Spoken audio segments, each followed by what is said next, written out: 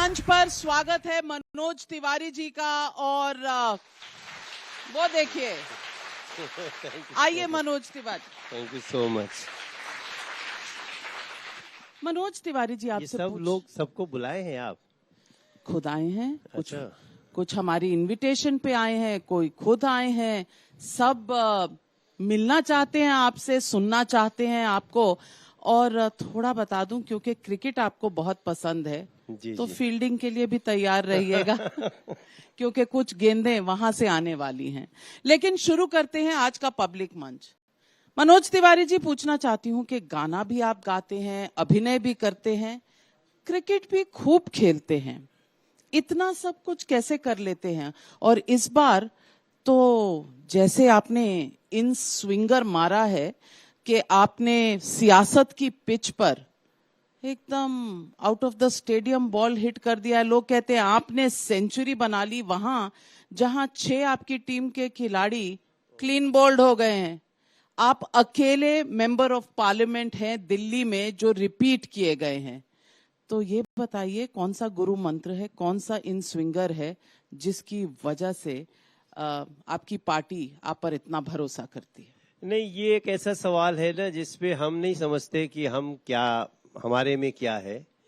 हम तो बस धन्यवाद दे देते हैं। पार्टी का धन्यवाद है, नरेंद्र मोदी जी का धन्यवाद है, और जो जिस क्षेत्र में मैं 10 साल से सेवा कर रहा हूं वहां के लोगों ने भी शायद वो सर्वे में कुछ ठीक ठाक बात करी होगी। इट डजंट मैटर कि हमारा टिकट मिला या हमारा टिकट नहीं मिला। हमको जो काम पार्टी में मिलता है हम उसको बेस्ट तरीके से करने का मादा रखते हैं। बड़ी बात आप कह रहे हैं, लेकिन आपने ये भी कहा एक सर्वे हुआ, तो सर्वे होता है हर कैंडिडेट का और फीडबैक के बेसिस पर टिकट डिसाइड किया जाता है। वो भी एक काफी पावरफुल तरीका है। हमारे यहाँ लोकतंत्र है, सर्वे भी होता है, अधिकारियों से भी पूछताछ होती है, पूरा विधिवत मंडल अध्यक्ष के स्तर के लोगों तक कि भाई आप किसको चाहते हैं, तो ये सब चलता है। और पार्टी में जब इसका रिजल्ट आता है तो उसको पार्टी ऑनर करती है। तो फिर ऐसा लगता है कि 6 आपके साथ वाले जो थे वो तो फेल हो गए होंगे।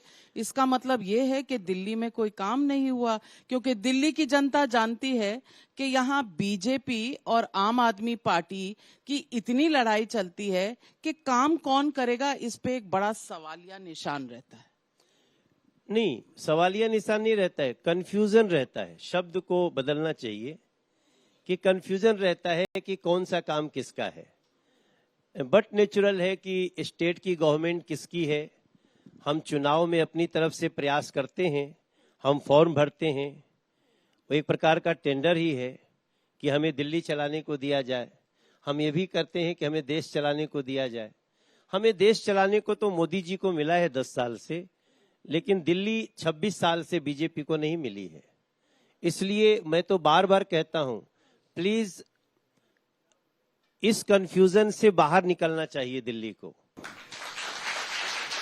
26 साल से दिल्ली की जनता बीजेपी को नकार क्यों रही है? वो कहते हैं विपक्ष वाले कि आपके पास सेंट्रल गवर्नमेंट है, दिल्ली पूरा स्टेट नहीं है, आपके पास पुलिस है, आपके पास ईडी है, जो काम करना चाहता है उसे तो आप जेल में डाल देते हैं, और वो जेल का जवाब वोटों से देंगे। अब नकार क्यों रही है जनता दिल्ली में? एक तो मैं बताऊं कि 10 साल से केंद्र में हमारी सरकार है। हमने द्वारका एक्सप्रेस बनाते समय ये नहीं देखा कि दिल्ली में लोकल गवर्नमेंट किसकी है। हमने प्रगति मैदान का टनल बनाते हुए हमने नहीं देखा कि दिल्ली में लोकल गवर्नमेंट किसकी है, उसको फायदा होगा। हमने एलिवेटेड रोड हमने अपने क्षेत्र में बनाना शुरू किया है, देहरादून 2.5 घंटे में पहुंचाएंगे अब 2-2.5 महीने बाद। हमने कभी ये नहीं देखा कि वहां आम आदमी पार्टी के विधायक हो, दिल्ली में आम आदमी पार्टी की सरकार है। हम लोगों ने, हमारे क्षेत्र में मेट्रो नहीं था नविका जी, मैं अपने क्षेत्र में मेट्रो लेके आया हूं। और सबसे बड़ी बात है, कैसे पानी पिलाएंगे? पिलाना था पानी, पिलाने लगे शराब। तो ये पता करो कि 2013 के पहले दिल्ली का जल बोर्ड क्या स्थिति था। ये 600 करोड़ के फायदे में होता था। आज दिल्ली का जल बोर्ड 55,000 करोड़ के कर्ज में है। वो 55,000 करोड़ किधर गया जो कर्ज लिया गया, क्या बना है? वो कहा जाता है कि एक बिहारी सब पर भारी, लेकिन इस बार दो बिहारी हैं। दो बिहारियों की टक्कर है नॉर्थ ईस्ट दिल्ली में, और इस बार उस बिहारी के पीछे दोनों पार्टियां हैं, आम आदमी पार्टी भी, कांग्रेस पार्टी भी। आप जानते हैं मैं किन की बात कर रही हूं? कन्हैया कुमार जी की। और सुनने में ये आता है कि जब से वो मैदान में उतरे हैं आपकी टेंशन थोड़ी बढ़ गई है। हाँ, देखिए चेहरे पे कितना टेंशन आ रहा है मेरे। देखिए, मैं समझता हूं, मैं बहुत सोच समझ के एक बात बोलना चाहता हूं।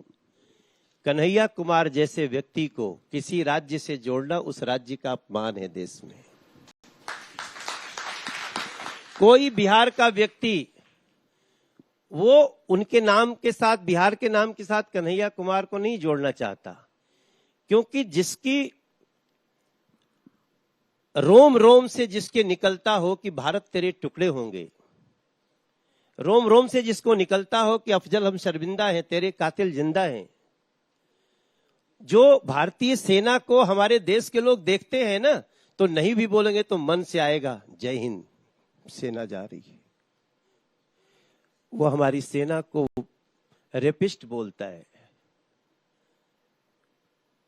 बिहार का व्यक्ति क्या, मैं समझता हूं देश का कोई भी व्यक्ति जो इन बातों को जानता होगा ना, अभी मैं नॉमिनेशन करने दीजिए उनको, मैं जेएनयू की उनके वीडियोस निकालूंगा, बहन बेटियों की एफआईआर निकालूंगा, जो लड़कियों के साथ, बेटियों, स्टूडेंट्स के साथ जो इन लोगों ने किया है ना, मैं देश के सामने लाऊंगा और तब बताऊंगा कि ऐसे लोग किसी मतलब इंसान कहलाने की कैटेगरी में नहीं आते हैं। आप इंतजार कर रहे हैं नॉमिनेशन का, तब निकालेंगे? हाँ, आज क्यों नहीं? नहीं, जरा नॉमिनेशन हो जाए। अच्छा, आपको ऐसा लगता है कि पहले निकाल देंगे तो भाग जाएगा? नहीं नहीं, असली लड़ाई तो अभी शुरू होगी, अब भागेंगे क्या? नहीं तो फिर इंतजार क्यों कर रहे हैं? अगर आपके पास कोई सबूत है, कोई कुछ है, तो अभी क्यों नहीं निकाल रहे हैं? क्योंकि उन्होंने आपसे एक सवाल पूछा है, और वो सवाल मैं चाहती हूं आज इस मंच से आपको दिखाऊं भी। जो सवाल है साउंड बाइट सुनाऊं भी और फिर जवाब लूं भी। कन्हैया कुमार, सुनते हैं।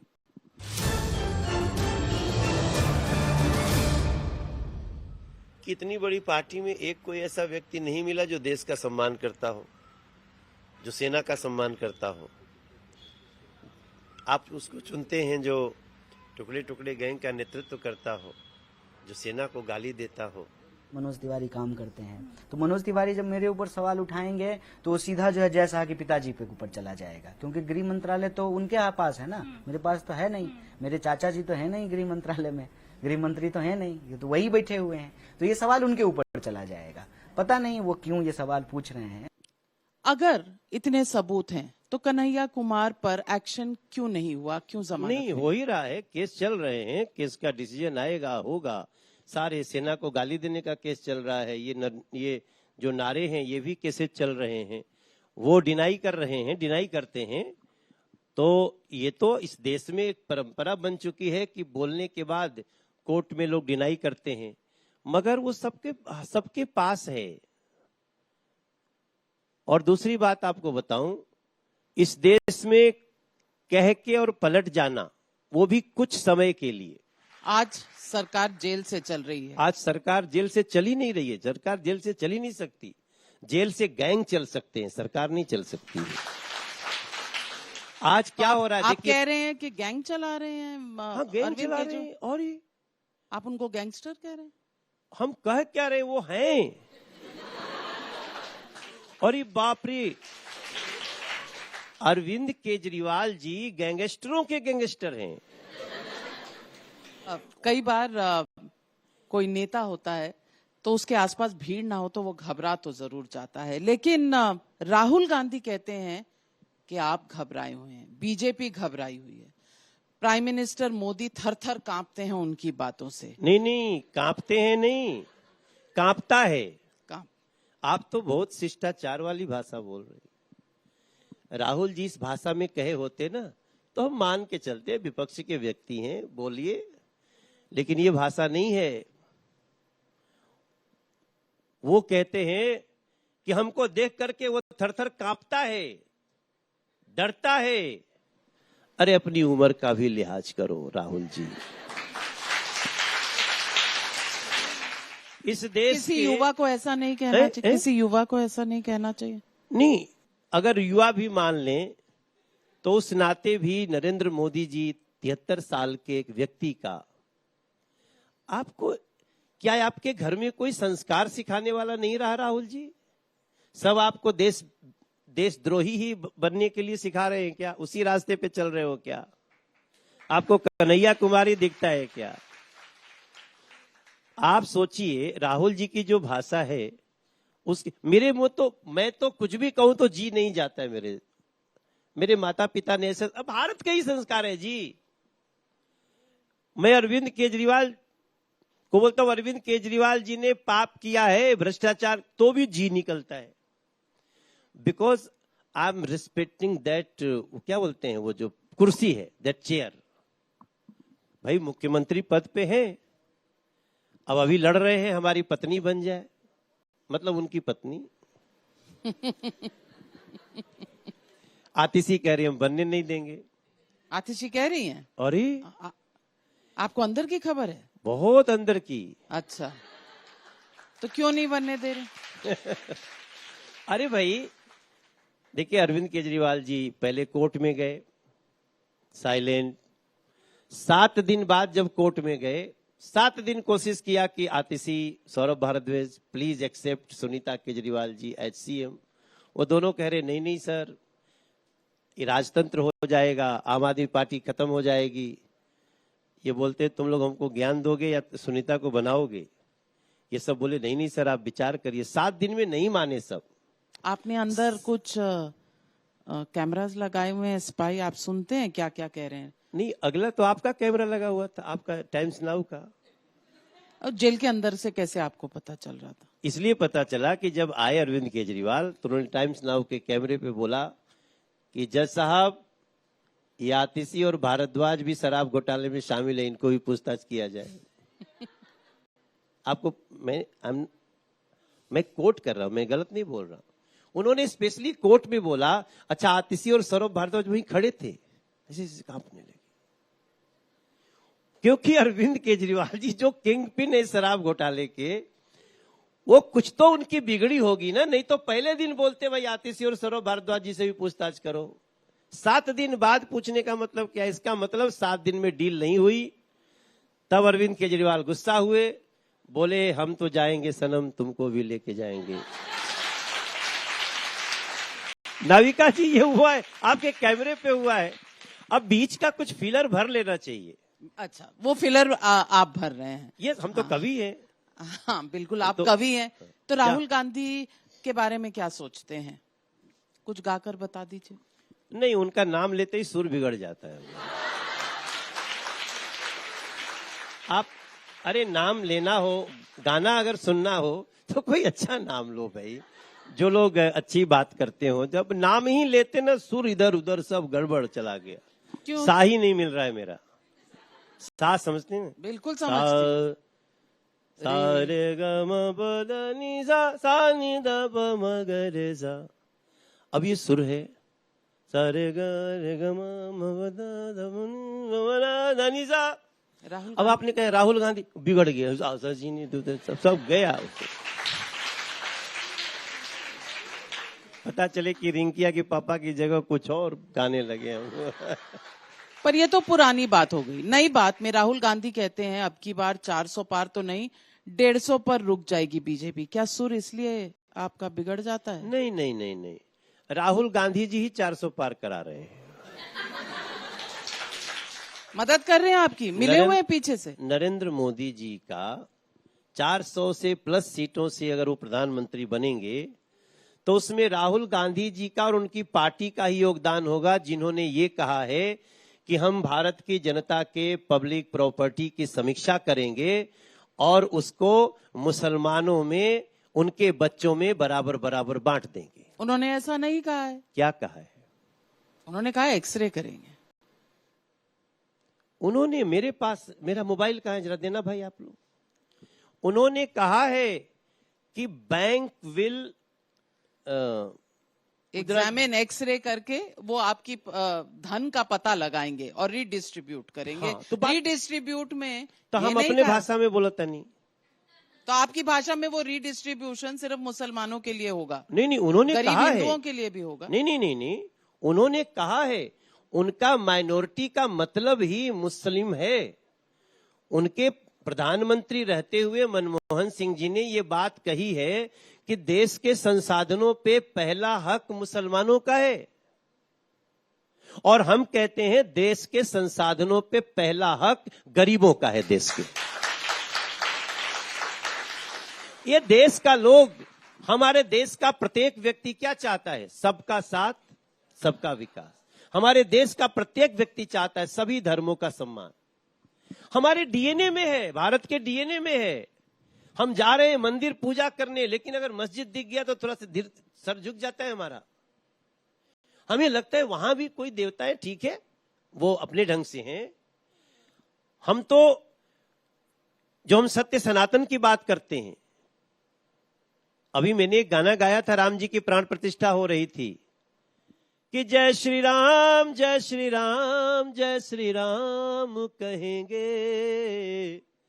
राम के थे राम के हैं, हम राम के रहेंगे। राम के थे राम के थे मतलब मर्यादा के थे, मर्यादा के हैं, मर्यादा के त्याग के थे, सत्य के थे। राम मतलब मर्यादा, राम मतलब सत्य, त्याग।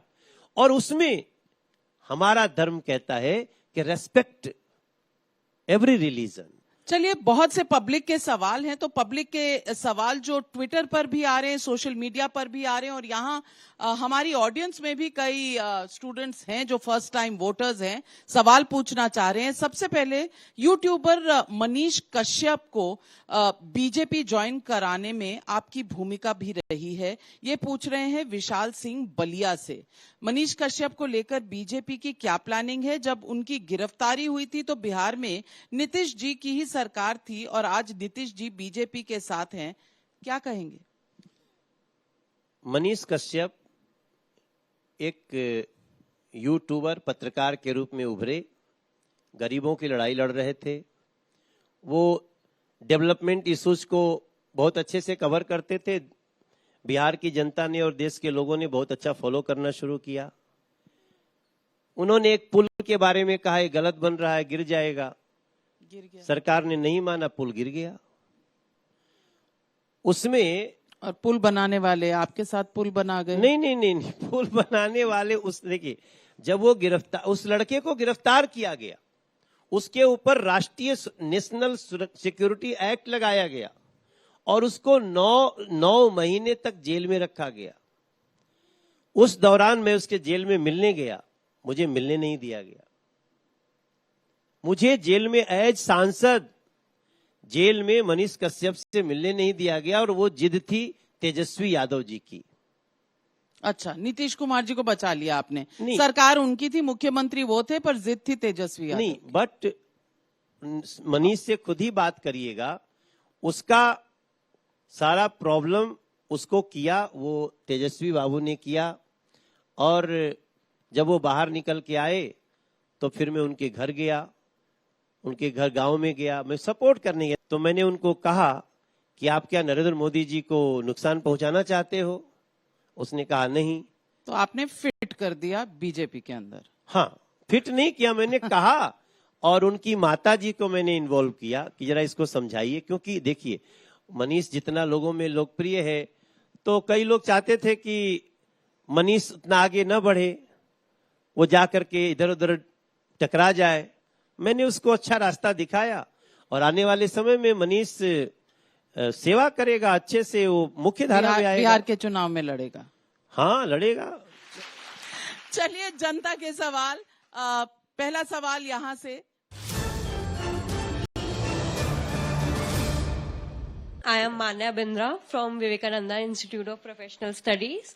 तो मेरा सवाल ये है कि जैसे कि दिल्ली में आपकी सरकार है और केंद्र में भाजपा की सरकार है, और केजरीवाल जी काफी बार बोलते हैं कि जो केंद्र है वो हमें फंड्स नहीं देते हैं या हमें काम नहीं करने देते हैं। तो अगर जैसे दिल्ली में भी भाजपा की सरकार आती है और डबल इंजन की सरकार बनती है, तो जो हम दिल्ली के बच्चे हैं, युवा है, दिल्ली के लोगों से उसका क्या फायदा होगा? और एक बार जब आप ये इसका आंसर दे दे तो हम सारे स्टूडेंट्स की रिक्वेस्ट है कि आप एक गाना गा सके, स्पेशली केजरीवाल जी की कंडीशन जेल में, तो बहुत अच्छा। थैंक्स। वाह। नहीं, देखिए, डबल इंजन विकास का एक ऐसा फॉर्मूला है जिसमें एक दूसरे को अड़चन नहीं पैदा करता कोई। तो ये जो डबल इंजन हो जाएगा तो हमारे दिल्ली के 72 लाख लोग ऐसे गरीब हैं जिनको आयुष्मान योजना मतलब प्रति वर्ष 5 लाख रुपए का फायदा हो सकता है अगर बीमार हुए तो। भगवान करे बीमार ना हो। This is the benefit of double engine. इसलिए जेल में डाल दिया? नहीं, जेल में हमने थोड़ी डाला। हमने एक गाना सुने, कर्म किए जा फल की चिंता मत करो इंसान, जैसा कर्म करेगा वैसा फल देगा भगवान, ये है गीता का ज्ञान, ये नाविका जी का भी ज्ञान। आप पर, भी यही कहते पर हैं। रिक्वेस्ट थी कि इसीलिए तो गा केजरीवाल दिया। नहीं, केजरीवाल पर गाना बनाना। अब आप नाम ऐसा लेंगे कि मैं सुर ही भूल जाऊं। नहीं, हम थोड़ा सुर से कॉम्प्रोमाइज कर लेंगे, लेकिन आपकी कविता सुनना चाहते हैं। देखो, मैं ना जब अरविंद केजरीवाल जी के बारे में सोचता हूं तो मेरे मन में एक थॉट आता है कि मेरी दिल्ली को किसकी नजर लग गई है, दिल्ली की हवा क्यों जहर हो गई है।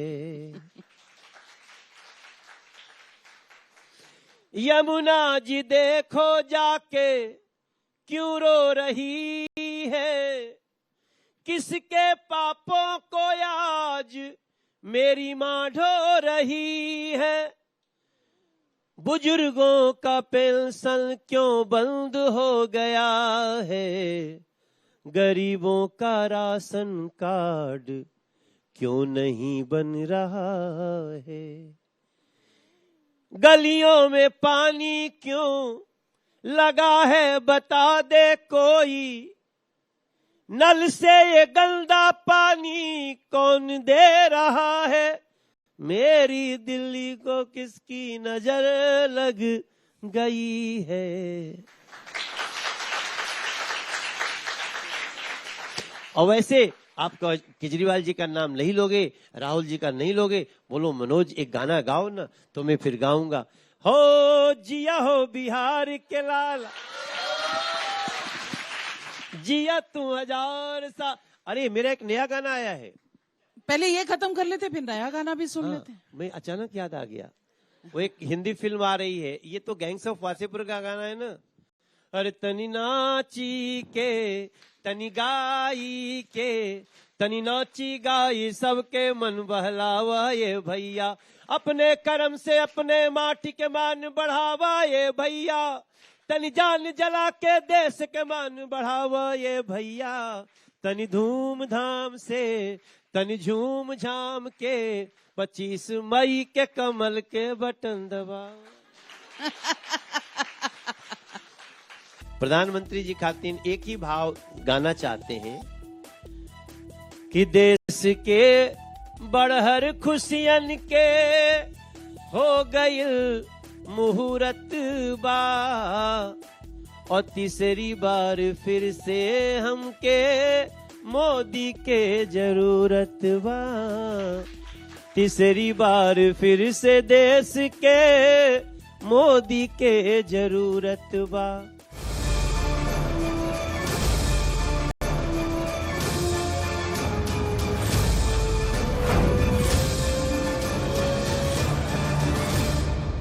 अरे मेरी वाइफ आ गई। मैंने अभी देख, कब आए आप? ये मेरी पत्नी है। बहुत स्वागत है आपका पब्लिक मंच में। अरे आज हम लोगों की शादी की सालगिरह है। अब बहुत बहुत बधाई हो आपको भी, बहुत बहुत बधाई हो आपको, आपकी पत्नी को, पूरे परिवार को। हाँ। मिलने का यही जगह है। एक सवाल आप भी पूछ ही डालिए आज मनोज तिवारी जी से, और ऐसा सवाल पूछिएगा कि बिल्कुल क्लीन बोल्ड हो जाएं। तो रोज ही होते हैं। कौन सी नई बात है यार। छट देनी मार देली खींच के तमाचा, ही हंस दे ले रिंकिया के, ही। तो ऐसा करती नहीं, लेकिन चलता है। नहीं, आपने कहा था बहुत जल्द रिंकिया की मम्मी भी आने वाले, तो वो गाना आप कब लाने वाले हैं? मेरा एक ये सवाल है आपसे। अब बताइए, आजकल गुगलियां हाँ। बहुत हो रही हैं आपकी पार्टी में, आपके भाइयों के बीच में। नहीं, हम लोग प्लान कर रहे हैं ऐसे। कभी कभी गाना हिट हो जाता है ना, तो रिंकिया के पापा हिट हुआ, तो मैं तो सोच रहे हैं कि रिंकिया के मम्मी का भी कुछ गाना बनाए, मगर डर लगता है पता नहीं कौन किस अंदाज में ले जाए। यहाँ तो तिल के ताड़ बनते देखे हैं, यहाँ हमने तिल के ताड़ बनते देखे हैं, और खुद ही करते हैं भ्रष्टाचार, फिर इंसुलिन का पहाड़ बनते देखे हैं। कमाल है, इंसुलिन भी आप नहीं देते और उस पर भी मजाक अरे करते। मैडम, इंसुलिन छोड़िए, जो व्यक्ति विक्टिम कार्ड खेलने के महारथी हो,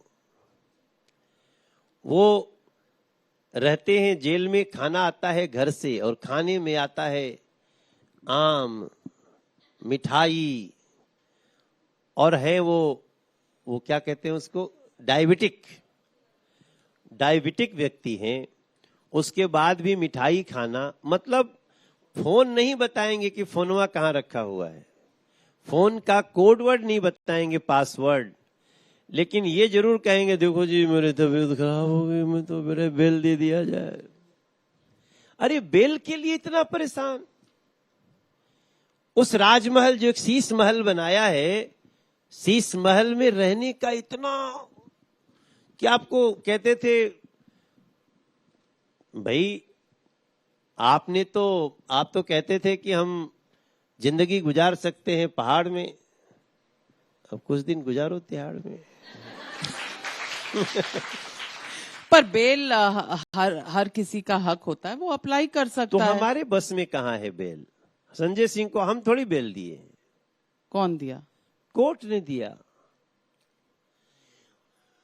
मतलब मैं समझ में नहीं आता कि व्हाई दिस डिबेट, कि बीजेपी जेल में ले जा रही है। हमारा बस चलता तो हम संजय सिंह को कभी बेल नहीं होने देते। नहीं, पर सारे विपक्षी नेता ही आपके शिकंजे में आते हैं, आप उनको पकड़ते हैं, जेल में डालते हैं।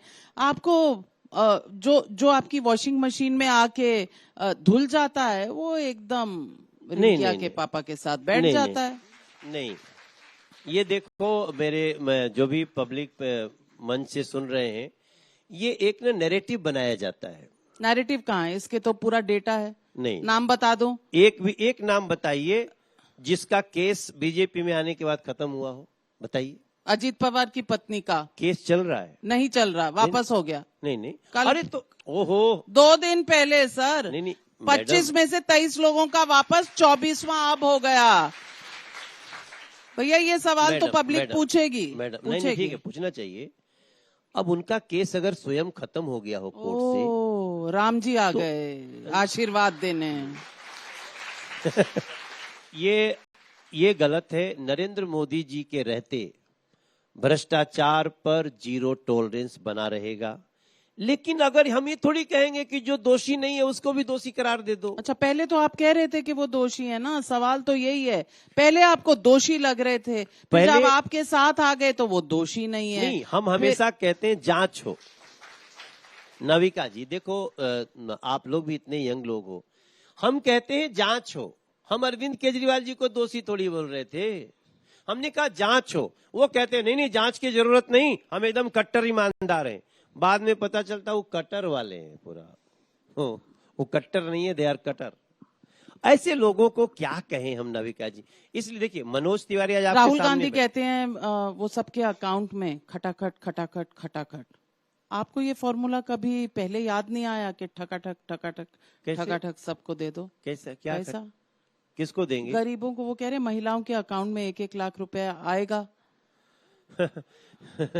खटाखट खटाखट। बड़ा ऐसा लगता है जैसे ये लोग देश में शासन ही नहीं किए हैं। अभी तो प्रियंका जी बोल रहे थे हम 55 साल शासन किए हैं, तो 55 साल में किसी महिला की याद नहीं आई। आपका अभी कर्नाटक में सरकार चल रही है ना, किसको किसको दे रहे हो बताओ। आपका अभी छत्तीसगढ़ में चल रहा था, छत्तीसगढ़ में उन्होंने बोला था, विधिवत लिख के बोला था कि प्रत्येक महिला को 1000 रुपया महीना देंगे। पूरा 5 साल बीत गया, दिया नहीं। जब जोड़ने घटाने गए तो बोलते हैं अरे ये तो बहुत ज्यादा आ जाएगा, ये तो होगा कैसे। तो बोला क्यों। और नरेंद्र मोदी जी की सरकार उसी राज्य में 12,000 रुपया सालाना छत्तीसगढ़ की उन गरीब महिलाओं को देना शुरू कर दिया है।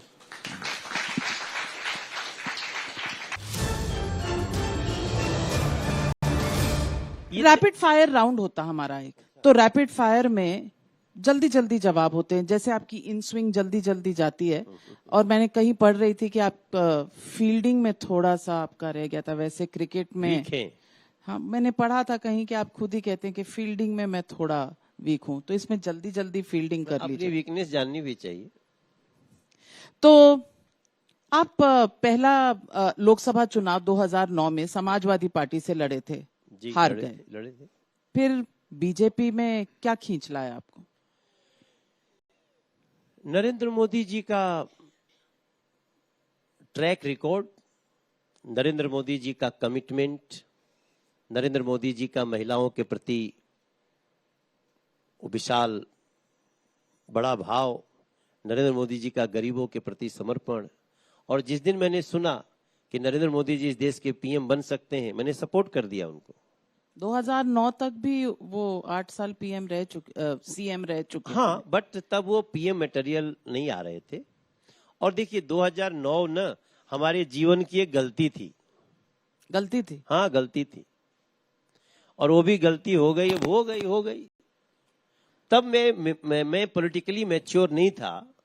और 2009 हमको अक्सर लोग पूछते हैं, अब मैं अमिताभ बच्चन के साथ फिल्म कर रहा था। हम और अमिताभ बच्चन जी फिल्म कर रहे थे, फिल्म का नाम था गंगा।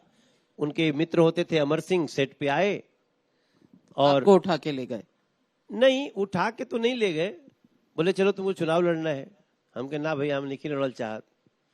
तो अमिताभ बच्चन बैठे थे, वो लंच पे बैठे थे, तो उनके सामने ही बोले कि अमित जी मैं इसको चुनाव लड़ना चाहता हूँ।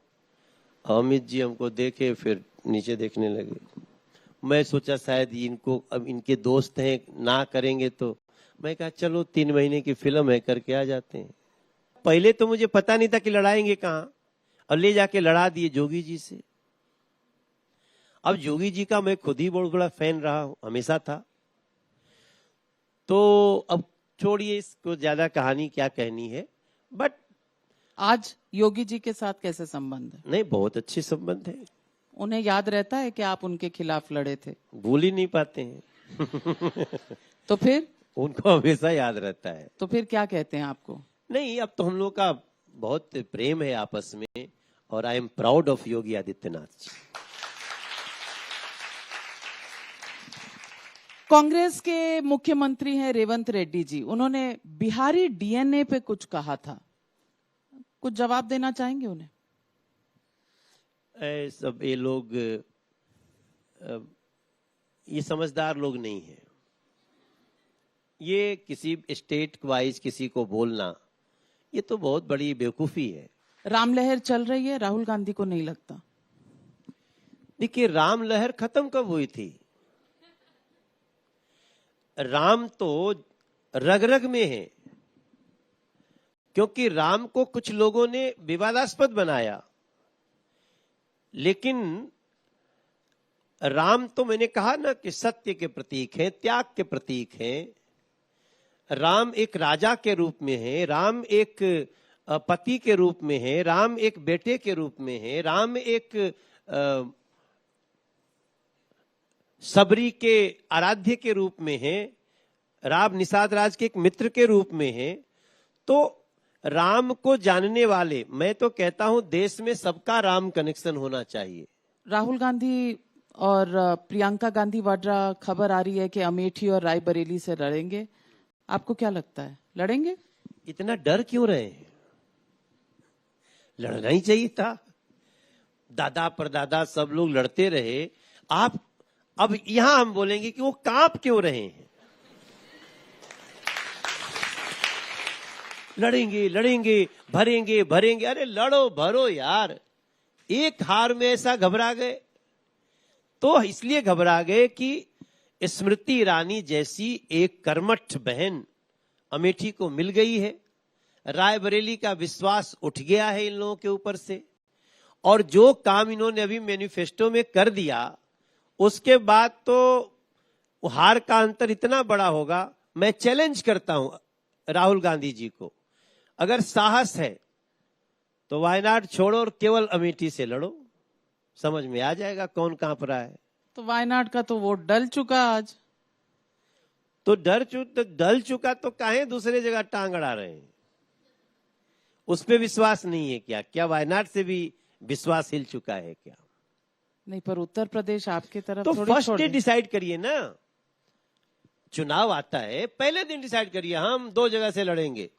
बहुत लोग लड़ते हैं, लेकिन लड़ेंगे लड़ेंगे, नहीं नहीं नहीं नहीं जाएंगे। अरे यार कूदो ना, पहले दिन से बोलो अमेठी भी लड़ेंगे, वायनाड भी लड़ेंगे। इस देश में बहुत लोग 2 जगह से लड़ते हैं, लेकिन अभी तो दोनों पे डाउट है, पता नहीं वायनाड का भी क्या होगा। आपने नेहा सिंह राजपूत का नाम सुना होगा, एक उभरती हुई लोक गायिका और कवि भी हैं। उन्होंने आपके ऊपर सनसनीखेज आरोप लगाया है। सुनाते हैं आपको नेहा सिंह राजपूत का आपके ऊपर आरोप।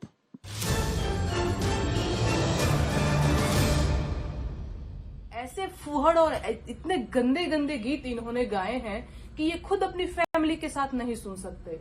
बबुनी के लागल बा शहर के हवा औरी पढ़ावा, कहानी की गौवे में नौवा लिखावा औरी पढ़ावा।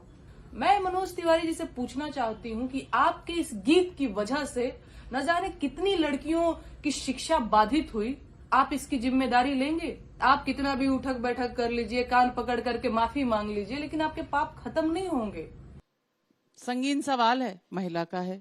नहीं, अगर मैं कहता हूं कि गांव में पढ़ाओ, गांव में नहीं पढ़ाई होनी चाहिए बेटियों की, इसमें क्या बुराई है? या तो ये भोजपुरी समझ नहीं रही हैं। आप समझा दीजिए।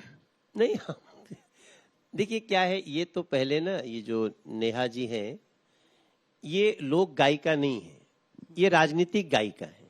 अच्छा, हाँ, इनका कोई गाना ऐसे थोड़ी है, आया है कोई चला है कोई नहीं। ये हमेशा वो एक गाना मनोज बाजपेयी का आया था मुंबई में काबा, फिर उसका नकल करके इन्होंने चुनाव में गाना गाए बिहार में काबा, फिर यूपी में आए तो यूपी में काबा। तो बेसिकली ये पॉलिटिकल सिंगर हैं। तो आज एक प्रधानमंत्री मोदी के लिए भोजपुरी में कुछ सुना दीजिए।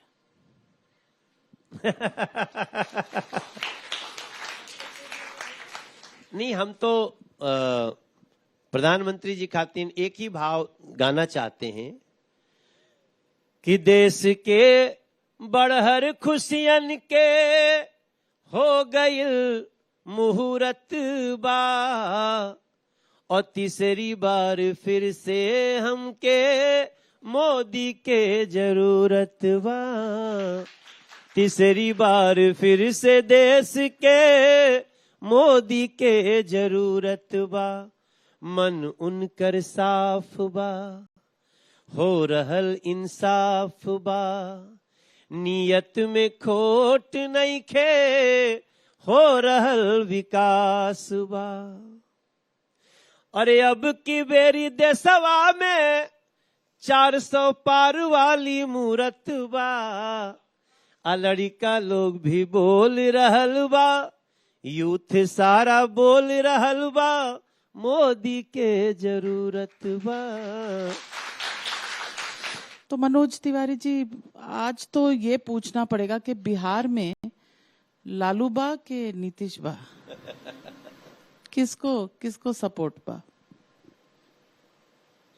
नरेंद्र मोदी नीतीश जी के साथ निभावा ये भैया,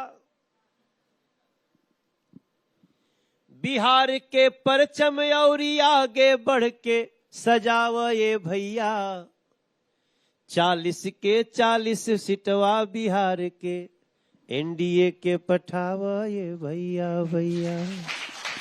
अभी कुछ ही दिन पहले तो आप नीतीश कुमार को कह रहे थे कि विधानसभा में अश्लील बातें कह रहे थे। इससे मुझे माफ कर दीजिए। देखिए, अब बात निकलेगी तो दूर तलक जाएगी, लोग बेवजह उदासी का सबब भी पूछेंगे। हाँ पूछेंगे, लेकिन देखिए नीतीश जी से हमारी भले ही है, लेकिन मैं नहीं चाहता कि कोई व्यक्ति महिलाओं के प्रति इस तरह की अभद्र टिप्पणी करे। जे का बाघ का करे जा दे के ऊपर वाला भेजा, ओ काकाई डरवाई गुनहगार नगरिया। हो जे सारा जीवन दुख झेल, हरदम खतर से खेल, ओके कैसे के डेराई गुनहगार डगरी। जे का बाघ का करे जा दे के ऊपर वाला भेजा, हो काकाई डेरवाई गुनहगार नगरिया।